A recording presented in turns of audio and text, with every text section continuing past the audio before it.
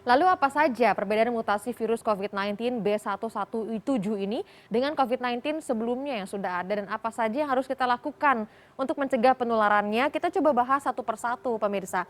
Yang paling penting adalah kita mengetahui dulu sebetulnya dari mana sih awal mula penemuan mutasi virus COVID-19 untuk varian B117 ini. Kalau misalnya dilaporkan pertama kali ini oleh Inggris ke WHO, tepatnya pada 14 Desember 2020 pada tahun lalu.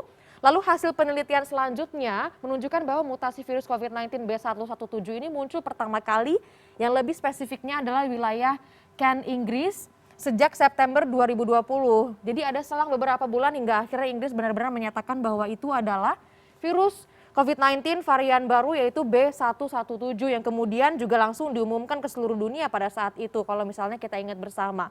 Lalu setelah kemudian muncul dan juga dilaporkan pada Desember 2020, data WHO juga menyebut bahwa pada Desember 2020 ternyata sudah ada di 31 negara di dunia.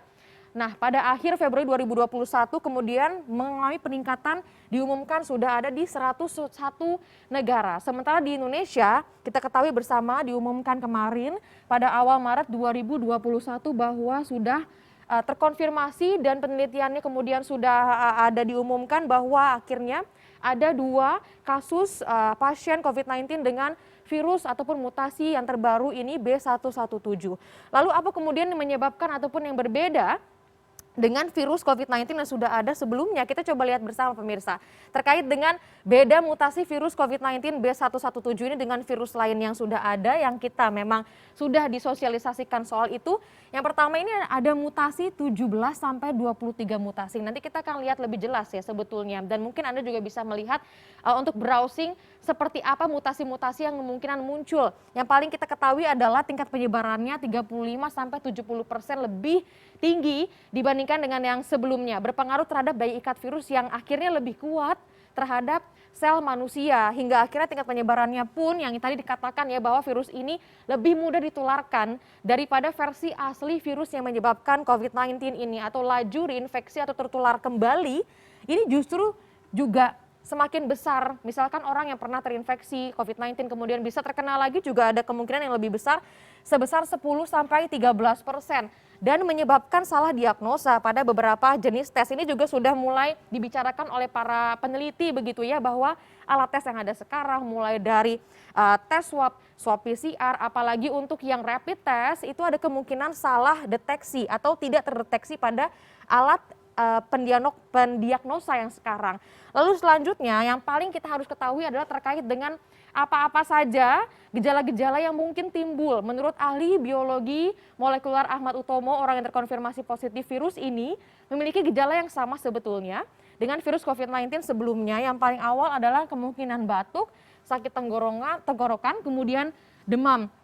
Lalu kemudian apa yang harus kita waspadai terkait dengan virus yang baru ini bahwa ada banyak sekali penelitian ya. Kita bicara soal penelitian yang paling baru saja di beberapa negara di dunia sana karena Indonesia masih terus berjalan penelitiannya bahwa yang membuat berbeda adalah tadi ya penularannya lebih banyak, penularannya lebih cepat dan orang yang terkena ini ada kemungkinan lebih tinggi masuk rumah sakit. Sementara kalau kita lihat sekarang kan virus COVID-19 yang ada kemungkinan orang hanya melakukan isolasi mandiri saja sudah cukup dengan berbagai macam hal yang harus diperhatikan, misalkan saja kadar oksigen dalam tubuh mereka.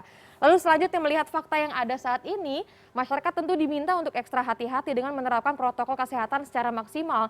Kalau saya sebut bahkan sekarang harus 5M. Yang paling pertama adalah untuk menghindari penularan virus COVID-19 B117 ini adalah 3M minimal, harus tetap dilakukan. Yang paling pertama memakai masker. Maskernya ini juga diperhatikan betul bahwa ada rekomendasi penggunaan masker 2 lapis di mana lapis pertama masker medis sekali pakai, kemudian lapis kedua adalah masker kain dan diinformasikan juga direkomendasikan untuk memakai masker medis yang bentuknya benar-benar menutupi area hidung dan juga dagu Anda. Paling tidak coba gunakan yang memiliki kawat di bagian hidung karena untuk benar-benar melekat pada area wajah Anda. Dan jangan buka tutup masker sembarangan ya. Kalau misalnya harus makan dan dibuka maskernya, ya sudah pakai saja masker yang baru. Jangan sampai masker ini bagian dalamnya terkena oleh area-area yang sebelumnya tidak tertutupi oleh masker. Jadi ada kemungkinan virus menempel di sana. Selanjutnya adalah mencuci tangan yang teratur dengan air mengalir. Kalau tidak ada harus sedia hand sanitizer. Menjaga jarak. Selanjutnya kalau tadi saya bilang 5M adalah untuk tidak berada di tempat resiko penularan tinggi, untuk mencegah kerumunan, menghindari kerumunan dan juga mengurangi mobilitas yang ada. Jadi itulah hal-hal yang harus kita perhatikan betul-betul dan segala macam sesuatu kalau kita bicara soal virus yang memang baru ini, ya penelitiannya banyak. Tadi dikatakan bahwa ini baru yang dari Inggris loh. Ditemukan juga varian corona baru dari Afrika Selatan meskipun memang belum ada di Indonesia, tapi kemungkinannya ada untuk masuk ke sini. Dan menariknya lagi ini kalau tadi Presiden Jokowi mengatakan tidak perlu khawatir. Sementara itu B117 ini tadi dikatakan bahwa tingkat penyebarannya lebih tinggi, bahkan Iya, mencapai 70%. betul. Dan